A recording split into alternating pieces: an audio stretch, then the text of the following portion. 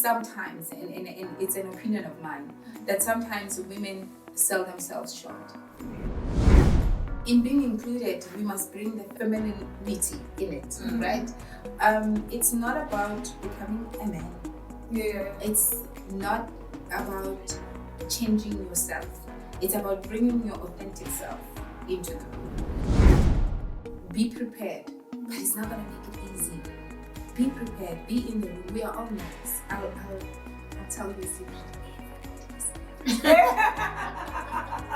Everybody, even the ones that you think are flying, they're not flying. Everybody is nervous, and we just do it even when we feel like this. So even to you, it's the same.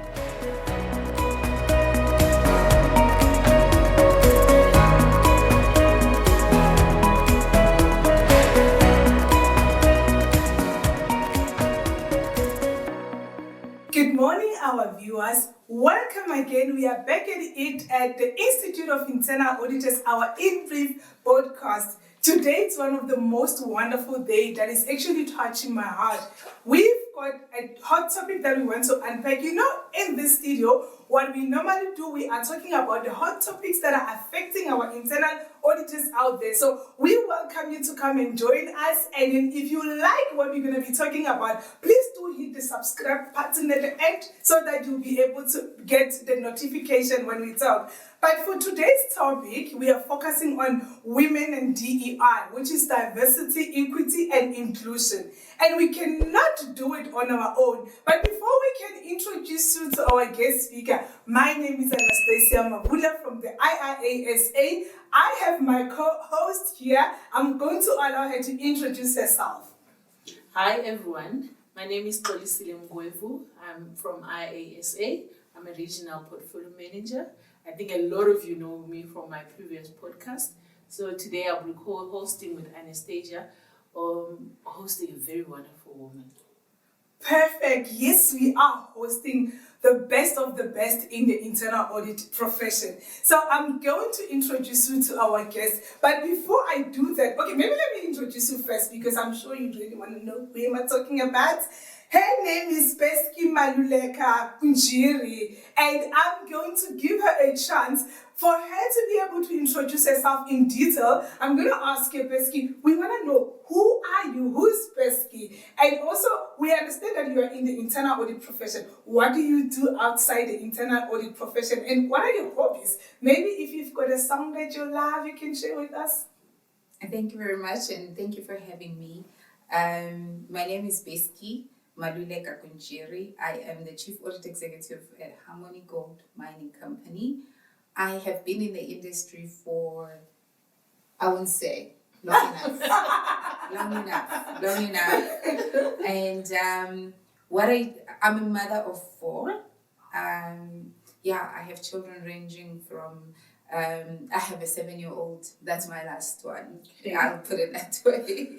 And I am grateful for a wonderful husband, the job that I do. I also sit as the chairperson of the Department of Justice Audit Committee. I have done that for a very long time, not just the justice in other places. But what I do outside of internal audit, I also speak at other places. I'm a Christian, so I speak in Christian organizations and conferences as such. Yeah.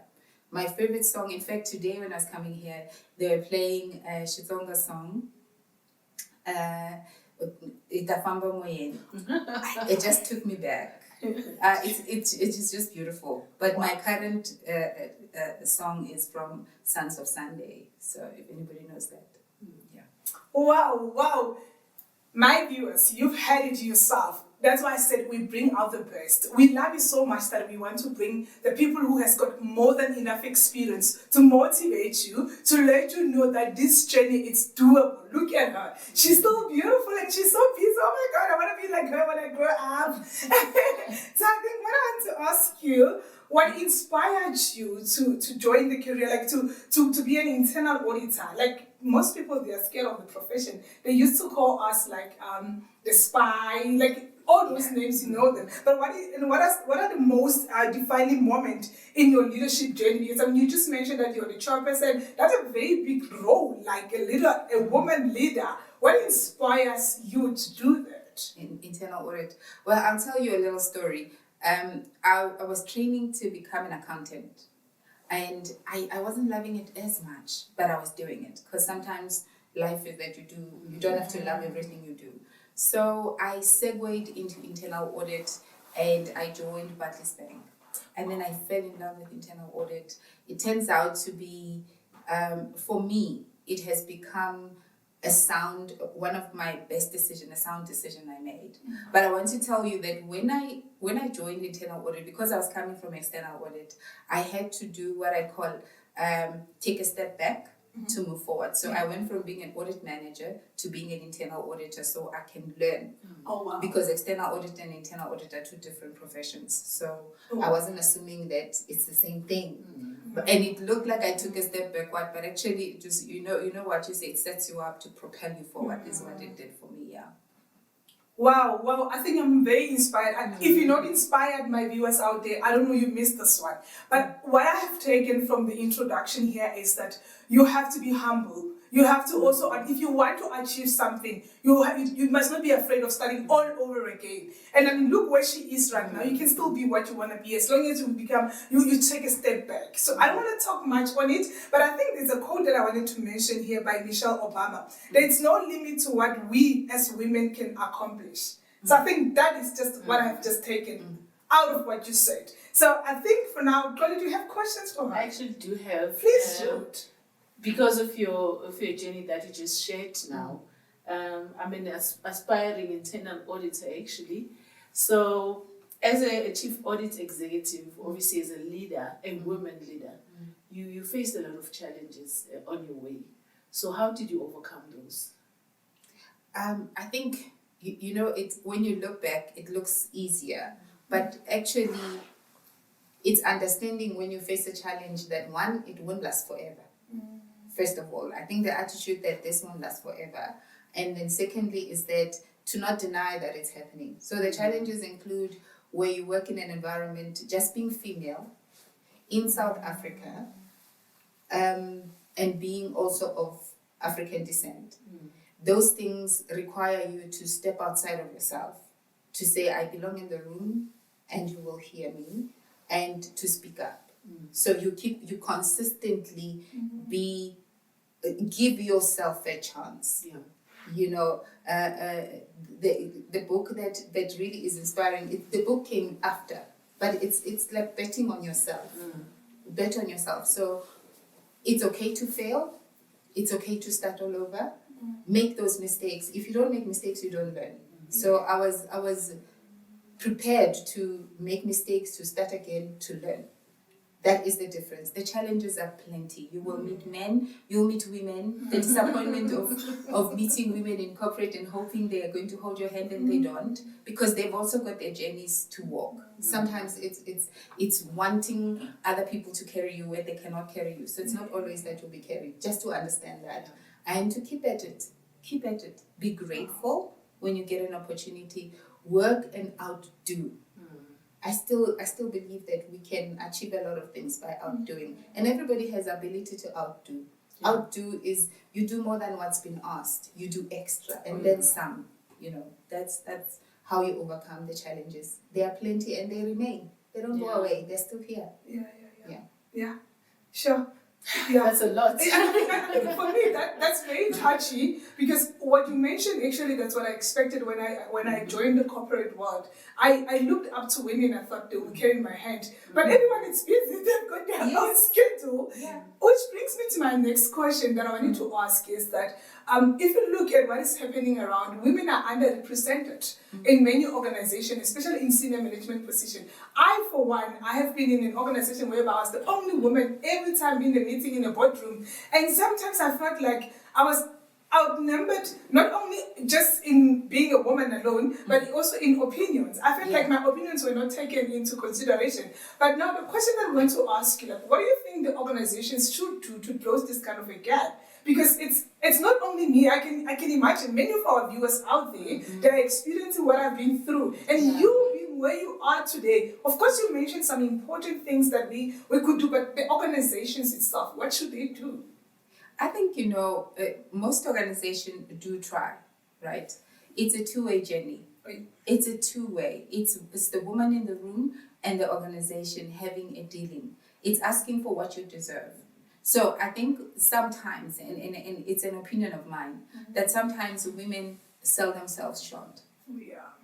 Now, if you're going to play in any game, you have to bring your A game and believe that you're worthy. You're a worthy partner. Yeah. So if it comes to, and when it comes to negotiating what you deserve, I think put what it is that you deserve on the table. If you do that way, you feel a sense of ownership of what you're doing. Oh, yeah. So if you sell yourself short, you don't know if you deserve to be in the room. It's hard enough even when you know. What more when you sell yourself short? Yes. So organizations also have to intentionally recruit with women in mind. Intentionally. But also the women in corporate have to intentionally make room for other women. You're not special. You shouldn't be the only one.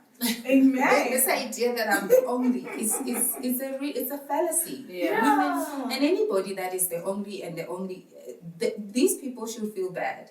This is a world, and we are talking DEI. We're talking about diversity, variety, variety even of skill, variety of opinion, variety of gender. You cannot just be the only. And so organizations do try, but also I think organizations are people. So when you say a specific organization must do something, you're not talking to anybody. It's when you talk to people, the people in the organizations, to take responsibility for this. If people have opened the door for you, you need to keep that door open. Don't come in and then close the door.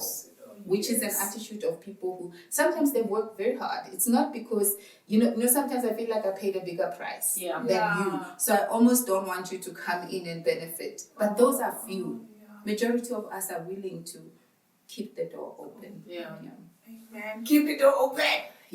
While we're talking about doors, I'm just gonna go back to your career path. So you spoke about how you were from external audit to internal audit. So when you went through the internal audit phase, was there any mentorship or any sponsorship? Because it's expensive to move over. And how did that shape your career as a woman who is now in leadership? Look, and when I look back, I think I was a person of excellence myself. So I would attract indirect sponsors. So I didn't have a mentor necessarily, and I don't want that to stand in your way. I didn't have an official sponsor. That too should not stand in your way. What I did have was the tenacity to say, I'm going to take a step, and by step back I mean to take on the job as an auditor, and I'm going to learn as quickly as I can what I'm doing in audit, and then I'm going to demand what it is that I deserve. So I did that for 3 years, and after 3 years I was ready to be a head of audit. That's the audacity, because I'd already been an audit manager. And so what did I do to show that I was ready to become a head of audit? I applied for head of audit jobs, and I got in the room and I made it clear to them that I was already there. And so, because I had gone and done, I'm a believer in having a skill. I'm a believer in, my team will tell you, I don't appreciate internet executions, right? If I'm asking you to do a piece of work and all you're going to do is read on the internet, I think you disrespect the craft. So I think people ought to use the internet for research, but you have to also have some leverage, have some skill.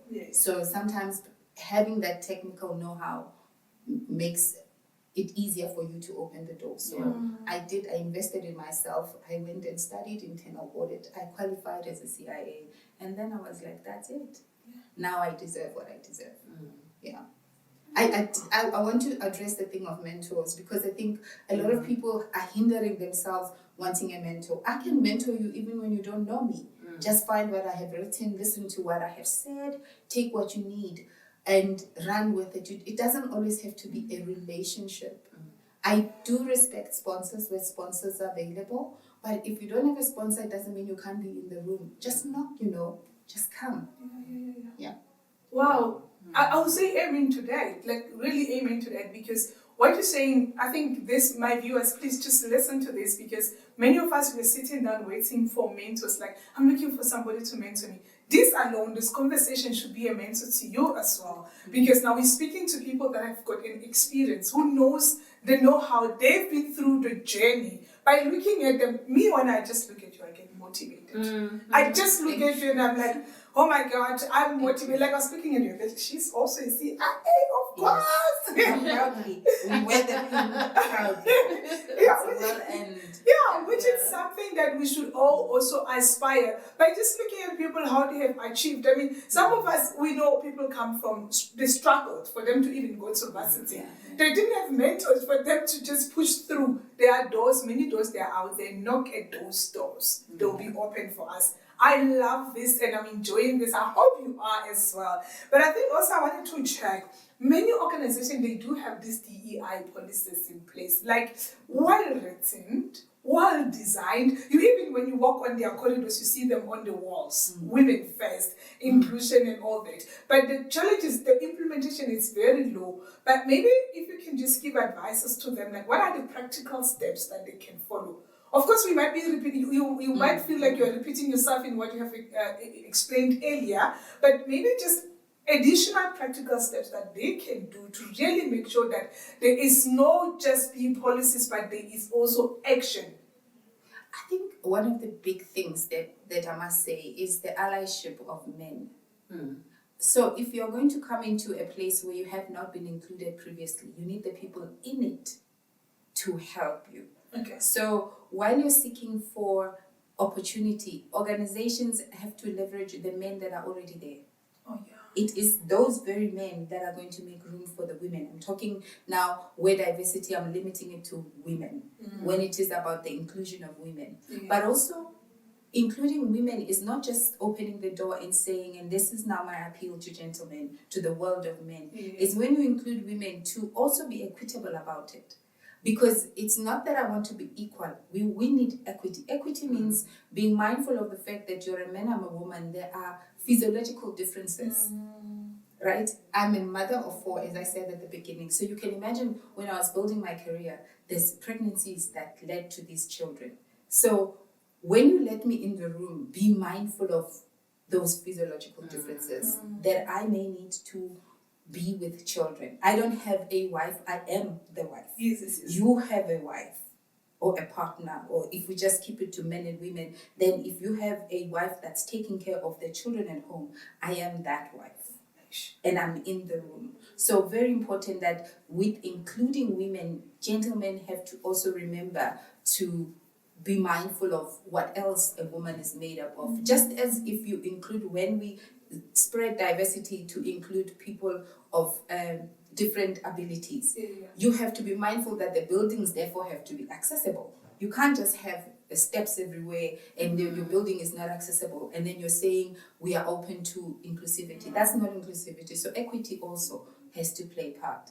But organizations, for me, I find that we ignore the most important person in the room, the men, that must first of all let us in. And the allyship of men is crucial, it's critical. Even when you seek mentors, I think it's something that you have to consider, male mentors. At the end of the day, they've been in the game slightly longer than we've been. So they know the lay of the land. And they can partner with you, they can support you. So just that thing, it's not a women's movement, it's a human movement, this diversity issue, even in organizations, right? We fall down when we solely rely on women to do it for women. It's an everybody kind of task. But mostly, let's remember to bring the men into our conversation. Sure. Besky, I think you actually took my question and answered it so fast that I now have to ask you a follow-up question now, because you just spoke about the alliance of males, right? But at times the alliance is there within individuals. Now the problem is the organization itself. So how do we now address that in an organizational level? You know, regrettably, organizations sometimes have policies and policies that mean well, but to implement the policy is a different ballgame. Yep. So I think there's also a question of change doesn't happen overnight. Yeah.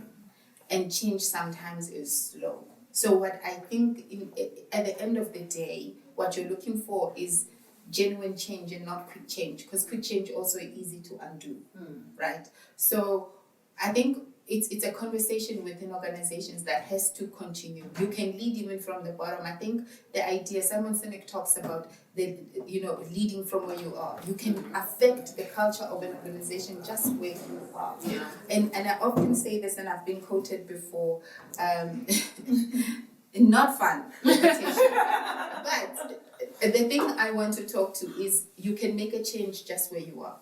So sometimes when these questions are posed, they are posed by people looking up. I want to move up the ladder. Women must be included. But where you are, there are people also around you. What is your personal culture? I think to always look at the organization, it's almost dimming your own light. And I'm not suggesting organizations are not at fault for not moving ahead with these policies. I'm saying that it takes everybody, including the people at the bottom. Yeah. Just how are you inclusive yourself beyond the policies? But if there's a policy, have the guts to have the conversation. There's that too. I call on people that want to be included to then knock at the door and say that you want to be included and deal with the consequence of the conversation. Yeah. Right? Sometimes you can go even to the CEO of the company and say, I'm an aspiring this and that. I want to be included in this and that. What is the worst thing that can happen? Is no, or not yet, or show me. So you're never going to know if all you do is talk about it at the water cooler. It's important to be brave and have the conversation. Go and speak to the guy, the girl, and say, I want to be in. You'll be surprised. I want to be in. I think what's more exciting, what keeps on coming, which is for me, is the most knock at the door. Have the brave character. Yeah. I think problem is with us, we look at that door like we want to know what's behind that door, but we don't want to knock. Yeah. I think that's the challenge. We keep on saying, they don't promote us, they don't include us, but what do we do? What are you doing? I think the big question is, what do you do? I'm really talking to my viewers. I want you to grasp this. Yeah. We need to do something if we want to be included. Yeah. Which brings me to a second question, or something that is on my mind. Being in the internal audit profession, it's quite an exciting opportunity that gives you the benefits or the opportunity to have access to the records and everything within the organization, even these DEI policies. Like, how can the internal audit contribute towards, maybe for example, if you want, like, can we contribute by reviewing the processes in the DEI? Is it really possible that by us reviewing the processes will improve the action within the organization? Oh yeah, it is possible. It is possible. Yeah, let me tell you, because when you have internal auditors, the way we are set up is that we can be in anybody's business. Yeah. Right? So when you get the opportunity to review a DEI policy, you actually must read it as though it's your own company. How would you do it? And make those recommendations to management. Sometimes these documents are written with a high mind, right? And therefore, when you try to implement them, it's just they fall on implementation. So you can make recommendations to the people that run HR management, whoever you have the opportunity to audit in that space, and make it easier for them to see how to implement. So you can contribute to the culture of an organization, changing it from within by skilling yourself, understanding what DEI is. So it's not just, and I want to emphasize that while this conversation is about women, it's about diversity of thought, of gender, of all sorts. So think about it that way and help management make this business according to the definition of internal audit, right? The definition says we are here to help. There's the word help, but also there's the word achieve objectives. Help management achieve that which they intended to achieve. It's your job to see what is stopping them from doing it. What is the hindrance? So the questions you're asking me, how? But then also it's what is the hindrance? And then address the hindrance. It may be that, yes, they are well-intentioned, but the budget for it is not there. It may be that the organization is young. So when an organization is young, meaning the employees are young, then the natural attrition is not making room for people to come in. And therefore, it's a budgetary issue. It's not even about, it's not willingness. It's just because people are young in the organization. And maybe you need to leave and go somewhere else. Because you can pivot your life. Yeah.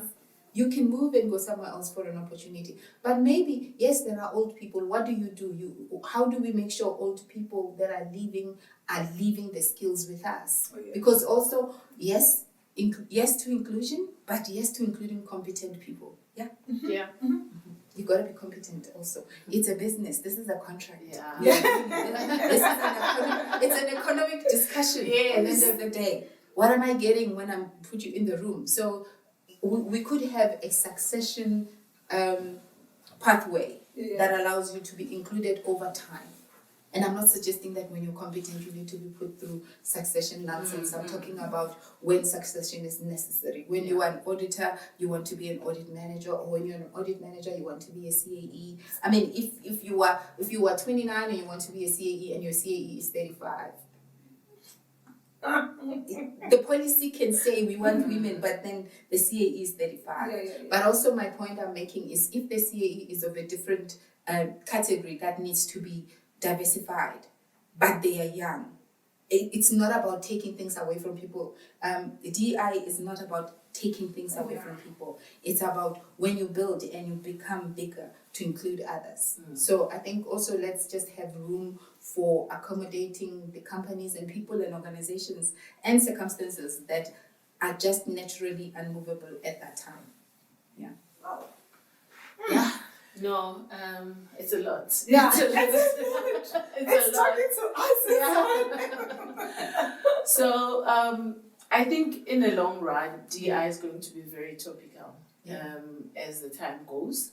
So maybe just an advice to us aspiring auditors and internal auditors in the field.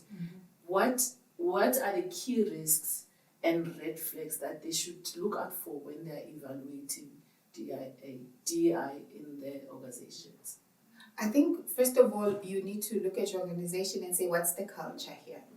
Because DEI is a change of culture, centrally. At the heart of it is we are becoming inclusive. We are changing us. You're asking people to dilute themselves. Yeah. So it's a culture change. How is your organization on change, right? How is it, if we're talking sustainable change here, how's your organization on change? How are people in the organization, how do they comply with just other policies and not just this one? Do you work for a company that is a compliant company? Do you work for a company that makes excuses? Do you work for a company that has proper governance or high ethical standards? It starts there. If your company doesn't have those things, then forget DEI. Yeah. Because that's a cultural change. Yeah. But if you're working for an ethical institution, I'm not going to bet, I'm not a gambler, but what I do believe is there is potential and possibility of a DEI that will function.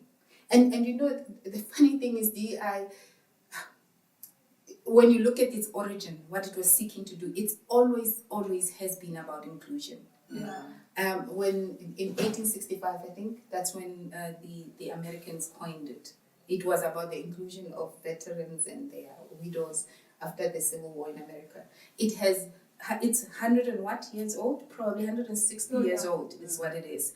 And it's been evolving with time, and it's got to affirmative action, it's got to all of these policies that we have in companies to try and remedy the social dilemma of one group and one story. But at the end of the day, in order to execute on it and for internal auditors to look out for it, it's look at the culture. Look at your governance protocols. When they hire you, do they follow procedures? Do they follow policies? How do things get done? Yeah. Is there respect for the rent, for time?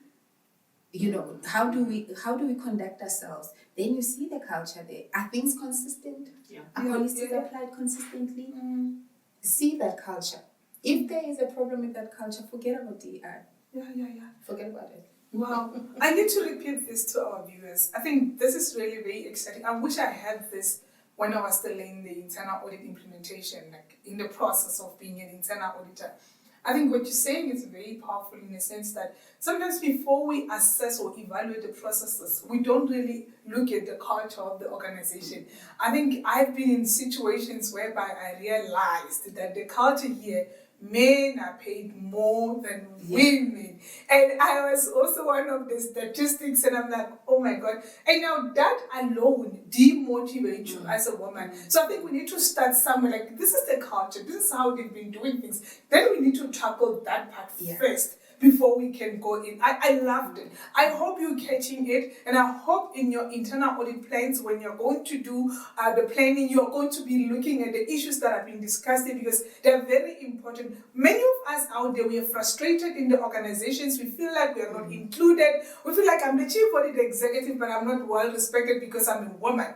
But then now, there's something you can do as an internal auditor. Like she mentioned earlier, that we've got our hands everywhere. We've been given the authority by the standards that we can just be anywhere. So you've got access to all of these things, but let's use them effectively so that we can make sure that we have the organization. And sometimes, one thing that is very exciting, our CEOs, municipal managers, like the top people in the organizations, they are looking up to us. And they really have confidence in us as internal auditors. But if we don't do anything, we are not really like performing the objective, or we are not adding value to the organization. Let us go and add value. And this topic is so hot. I'm just trying to be strong, but sometimes I'm getting emotional when she talks.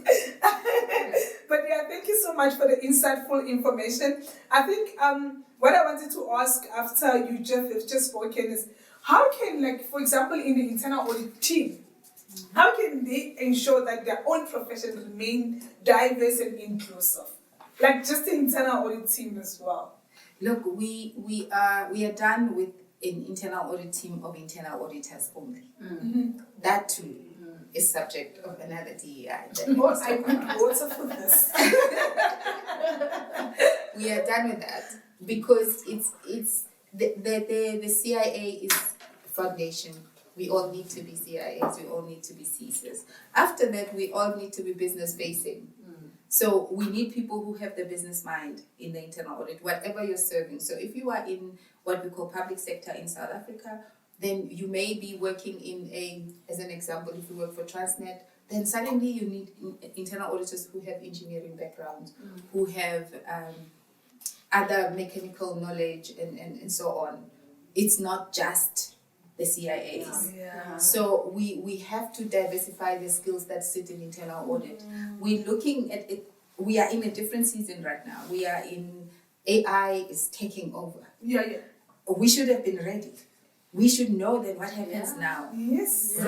Robotic auditing, how does that work? Who's being replaced here? Do we need a different skill to operate a different kind of auditing? Because if you do work in places where it is robotic, it's not that you're not relevant anymore. It just means you've got to have skills to operate the new tool. So diversity also includes adding more skills to what you already know. Diversifying the people around the team, diversifying your internal audit team. So we always work with experts. The standards require us to practice due professional care. Due professional care, for me, I interpret it as knowing my limits, knowing how far I can go, knowing what I don't know. At least if I don't know what I don't know, then I must at least know what I know. That we are in a territory where I have no skill, and then to augment myself with people who know. So teams in internal audit are being challenged for that. If you are a team in a mining environment, that's an environment of artisans, that's an environment of engineers, that's an environment of all kinds of specialists around environmental engineering and technicians. The internal audit must augment itself with that type of skill. If you are in a medical field, you may need to have nurses, you may need to have doctors. All of that is talking to DEI. Here now is a diversity of what we know, neurodiversity as well. So we have to change. It cannot be a bunch of checkbox, ticking and bashing is what we used to say. Mm-hmm. Not anymore. Because what the business is looking for is foresight. Yeah. People are looking for you to estimate what may happen. Yeah. They no longer want to just know that that's what happened. So what do you think will happen? And if you have the right skills around the table, diverse, especially diverse. Yeah. So people who disagree, people who we don't want groupthink anymore. We don't want to all say the same thing. We want that person who says, no, it can or it cannot happen. That is how you generate foresight and intelligence, quite frankly. So it's an asset. I always say diversity is not a threat. Yeah. DEI is not a threat. In fact, the more people in the room who do have differing views, Yeah. the better the opportunity at winning. I can promise you that much. Amen. Yeah. Okay, just going back to that conversation, there's a difference between diverse, equity, and inclusion, right? But I feel at times organizations that puts that in one basket. Yeah. So there can be a diversity in the organization, but there's no inclusion, there's no equity. Yeah. So how does an organization ensure that these three elements are there? Simply is understanding people. In South Africa, for instance, you can't have an office park where that's too far from the taxi rank. Let's start there. It's a simple thing. It looks unnecessary, but quite frankly, it's a center of a lot of people don't have cars. How do you expect them to access that's inclusion. Just be mindful of how do people access the office park? How do people access this office? That's one. That's an element of inclusion. You cannot have an organization that doesn't reflect the demographics of the country. That's diversity. So, and then, we talk about equity. Equity is making and giving others a chance to catch up to where you are. Yeah. So I'm very careful to say equity is not equality. Yeah. So we're not seeking for equality when we talk equity here. We're talking about closing the gap. That's equity. You've had the advantage. How do you close the gap for me so that I can be where you are? Yeah. It's not being equal. Yeah. So when men and women are talking about salary gaps, is what you mentioned earlier on. In DEI, it's not just about closing the gap for women. I mean, it's closing the gap for women. It's not about equal pay only. Yeah. It's about making it equitable for everybody. Yeah. And so it's about justice, it's about fairness. It's not just equality. Yeah. It's about justice and fairness. Because, somebody talked about the funny experience they had where meetings would be happening at 5 a.m. Now, the 5 a.m. club is super if you can be in it. But then, how practical is that 5 a.m.? For a few people, they can get there. But many people can't get there. And it's not because they don't have... Now we're talking people who have access. They have access, but they've got families. And to assume lazily that it's only women that have families is also another way. While I did talk about women earlier on, but I'm just talking broadly here. When you're talking about, it's different things, inclusion, diversity, and equity. Equity also includes being alert to the fact that there are men who are single parents.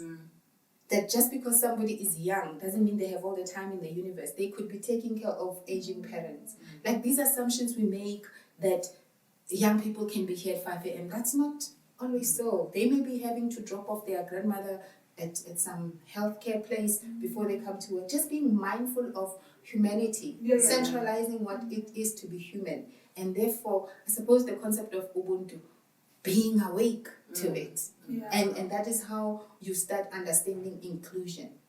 That inclusion means being aware. Just be aware of what people need as a leader. So as a CAE, I'm mindful of those things myself.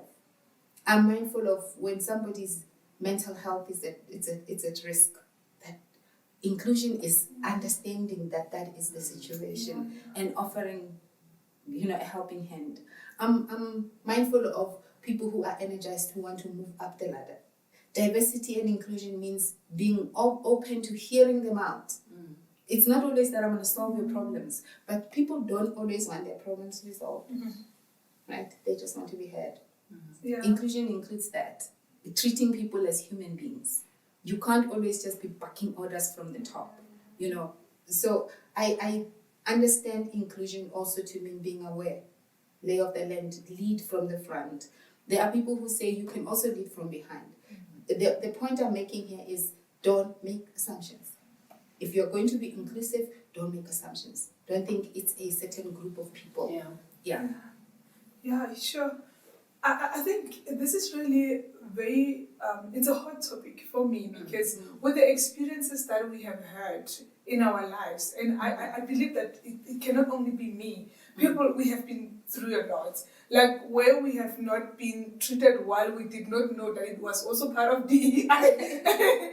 So I remember recently I was telling our CEO, I said, I'm not well. And she was like, oh no, you need to take a day off, take a meds and, give somebody to do what you were supposed to. And I'm like, I'm not used to this kind of thing. For me, I was like, no, I have to come to work as long as I'm not bedridden because I'm not used to it. I think when you are not really, you're working in an environment that is not really mindful. Yeah. They don't have humanity to really look after the employees.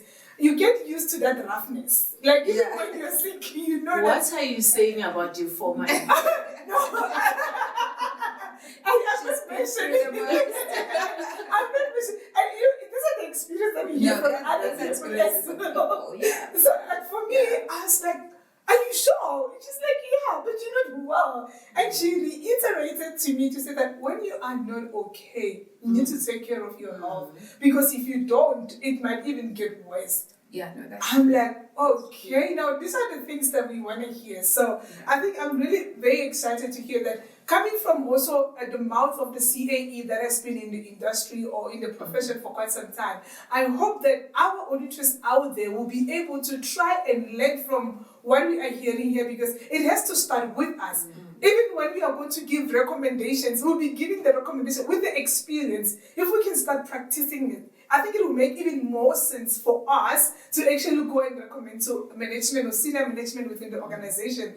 I believe, please just hit the subscribe button while we are on it so that you can be able to hear the full episode of this and you can learn more because we all need this and we are so excited that we are hearing it like fresh. Mina now we're hearing it fresh. I think what I wanted to ask you, you actually have answered it previously, but I'm just gonna mention it anyway if you feel like there's still more that you wanna tell us.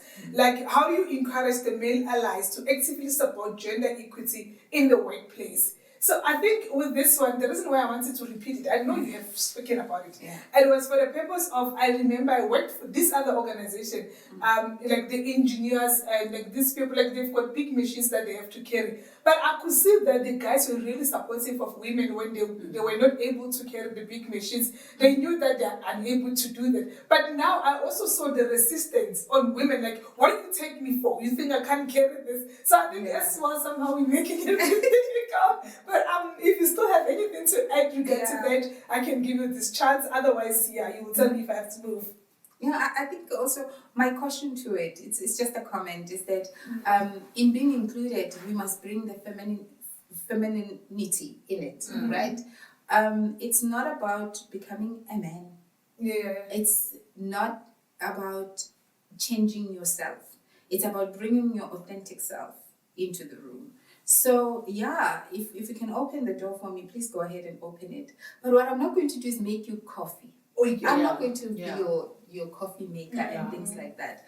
I need you to respect me as not the one that must serve you like that. But of course, if I need help, I'll ask for help. I think asking for help is one of the flexes that people don't realize.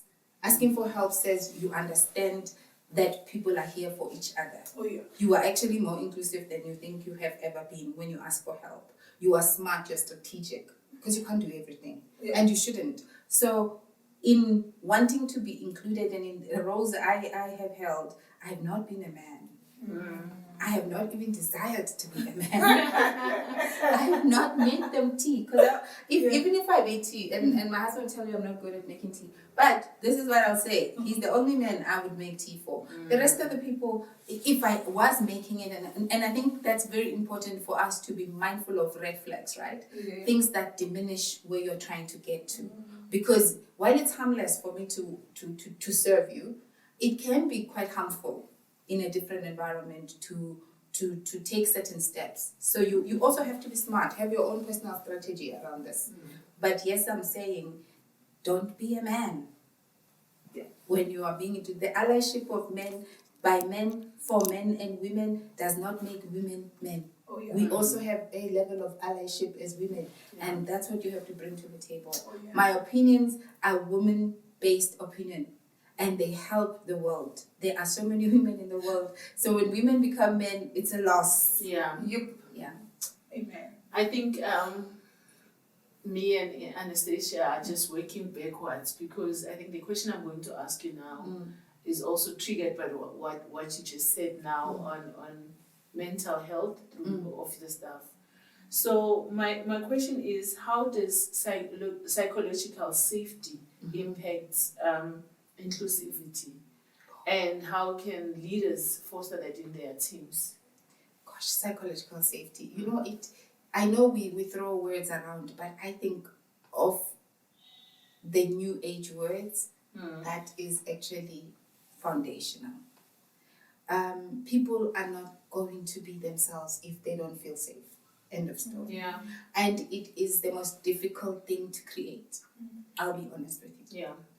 People feel unsafe for many reasons. People feel there's also the imposter syndrome that attacks everybody. Yeah. So first of all, you feel like you shouldn't be in the room, and you're in the room, you're not certain what's going to happen in the room. So as a CAE, it's always my duty to include my whole staff.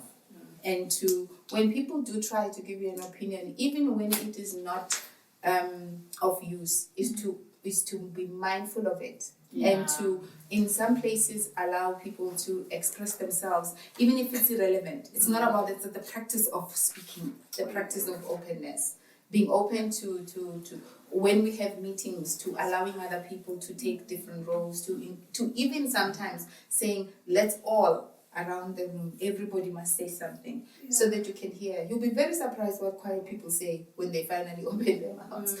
And also to avoid, I think if you can help it, to not retaliate. Because sometimes feedback will take you by surprise. Yeah. When you open it up and say, let's all go, they might tell you something, and you cannot punish people for trying, so that you can build it.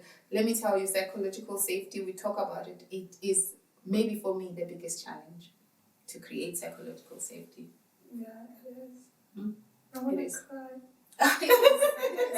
It is difficult. It is difficult to feel safe in any environment. Yeah. It is difficult.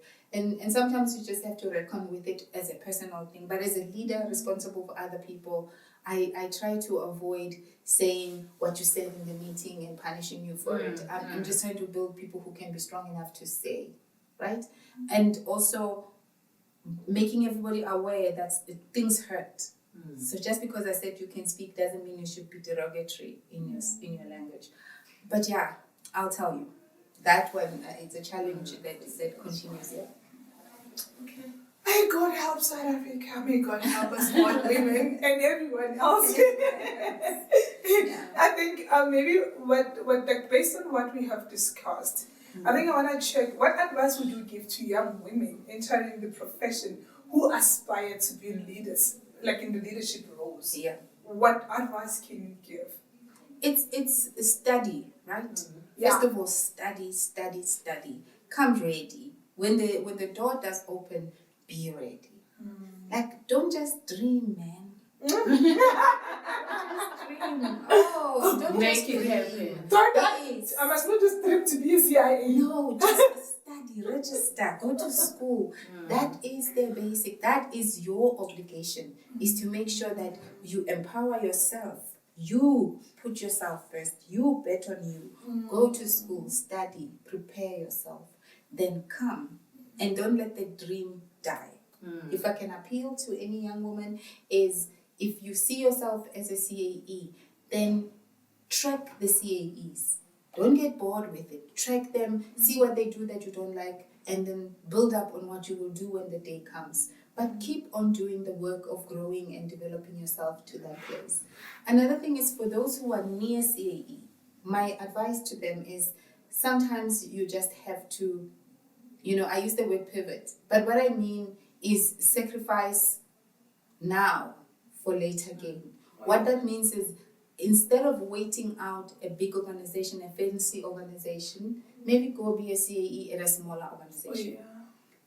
To just practice, stretch your muscles, and do another smaller organization. Because in the end, when the day comes and the doors are open, people want you to distinguish yourself.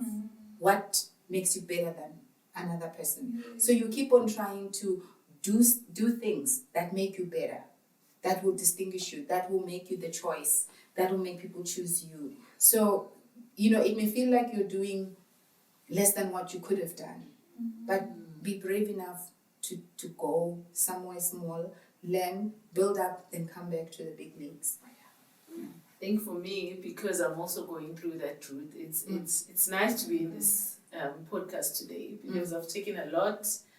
And there's things that you don't really hear about until you are close to someone. Yeah. So today I feel like I've made great progress in knowing you. Yeah. We are blessed. So we'll take some points. Yeah, that's a big responsibility.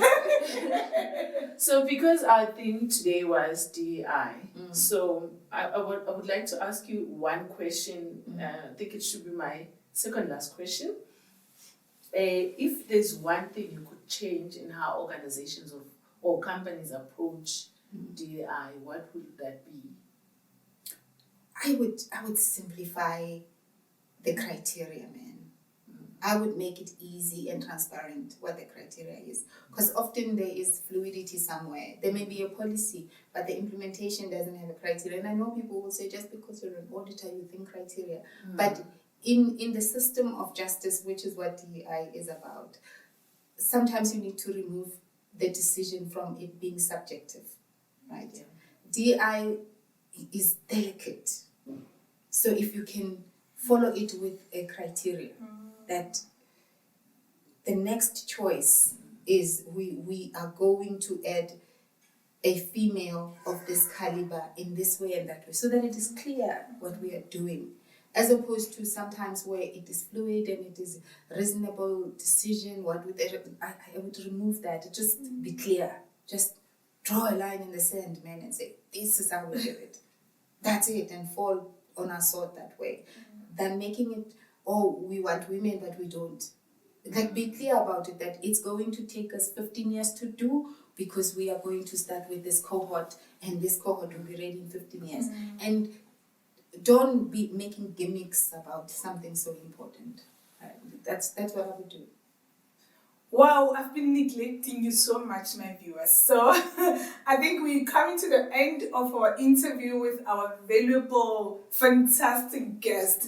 But I think maybe before we coming to the end of it, it is clear from these conversations that we really need women out there who can stand up and talk about these issues. There are women that wants to climb up the ladder, but they are very scared. And we've got women like Besky here who can really tell us the experience, and we can now be sure of somebody passed here, I can be able to pass. So I want to ask Besky now the last question, that she can really talk to you all, like address it to you, to say that, do you have any final thoughts or words of encouragement that you can really give to professionals, women out there who wants to navigate in the profession of, like, maybe being included in the world of the DEI and women in DEI, like similar to where you are, that can really take part into encouraging people? Any last thought from you and encouragement? Well, I'll say this to that woman, me and you talking woman to woman. Yes. Woman to woman is, as you know, I've done this many years and I'm still nervous. So it doesn't go away. The butterflies don't go away. The nerves don't go away. So you will never get to a place where it is easy. If I've given you impression that it is easy, I think it's because of these two ladies around.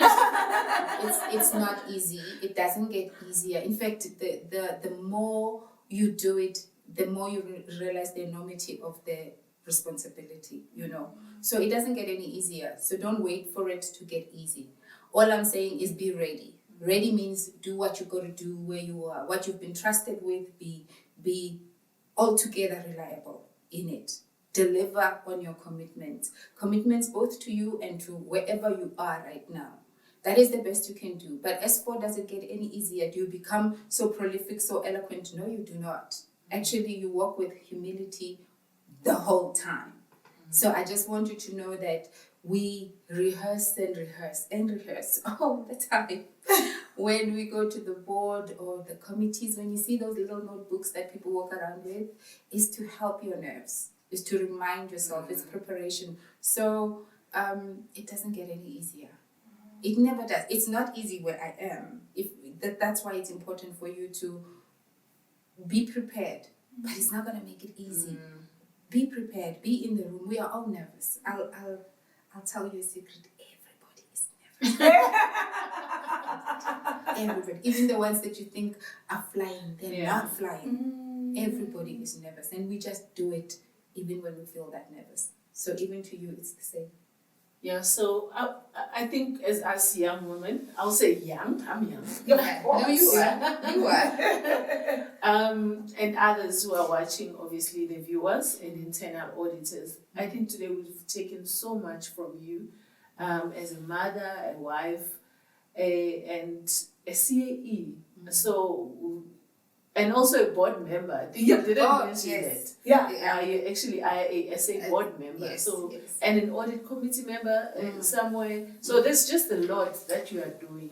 So my final question to you is, remember, I'm aspiring to be a leader like you. Yeah. I'm also a mother. Hopefully I'll be a wife sometime. Of course. How do you balance it? Maybe let's talk about your balance, your professional life and your children's life and your husband's life. Maybe everyone is asking themselves, Besky is a mother, is a wife, and all that, but you've mentioned so much. What is your balance? There's no balance. I don't balance anything. I just live. And by that I mean, I don't look at my day and go 1 hour for this, 1 hour for that. I fail at what I fail at. I mean, the older I've gotten in my profession, I have known what I must not do.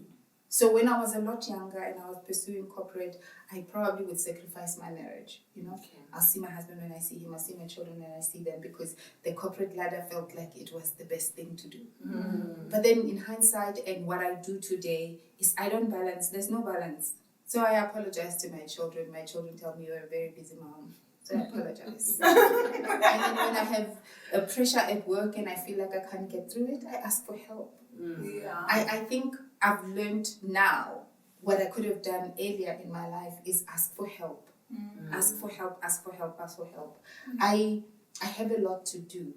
I'm here, so what I have done is I sat in Aline's office and worked a little bit, and then I'm doing this. When I finish here, I've got another obligation. If something falls through the cracks today, Lord, I am not God. I apologize. I am sorry. I cannot do it all. And let me tell you something. Even earlier on, when I was sacrificing other things, it was just a sign that there's no balance. You do what is necessary on the day, and you give yourself a break.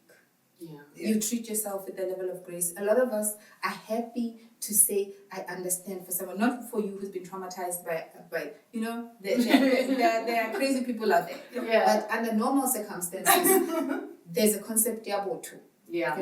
Just people will give you a break, and you give others a break. I think the big thing is also to give yourself a break. Yourself a break, because when you now have worked your bones off to be a CAE, and you get there and there's no one to celebrate it with you. Now you've created a whole another mental issue when you could have gone and built and worked with other people. I don't know if it's true, but there's a Zambian saying that says to go fast, you can go alone. But to go far, you go with everyone. So some of these things are about giving yourself some level of grace and saying, I'm not perfect. I think you have to deal with that personally and saying, I'm not perfect, I'm not God, I'm not all things to everybody. I'm going to do my best. And when I am here in this room, this is all I'm thinking about. I'm not thinking about anything else. So that when I sit with my child, that is all I'm thinking about. And chances are, people will say, you didn't do well here, you didn't do well there. I hope you are not part of the judges that judge you that way. That you will say, I gave you my best. It's not the best to you, but I gave you my best. And if it is your best you're giving in every single quarter, that's the balance. if there is balance at all. Wow. I think we need to clap for No, but thank you so much. Thank you for having me. Thank you. I think we have come to the end of our episode. Our viewers, the most important thing you can do for yourself is to hit the subscribe button.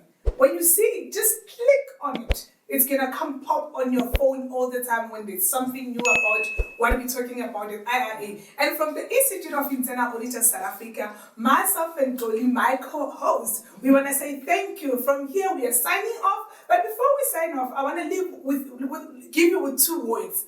One is to be humble as well. That's what I've taken from her. Is to be humble, and also 2, seek for help. When you feel like I need help, scream for help. Don't sit in your own corner. You're not the master of everything. Absolutely. As of this moment, we're signing off. Thank you so much for watching, and God bless you. Thank you. Thank you.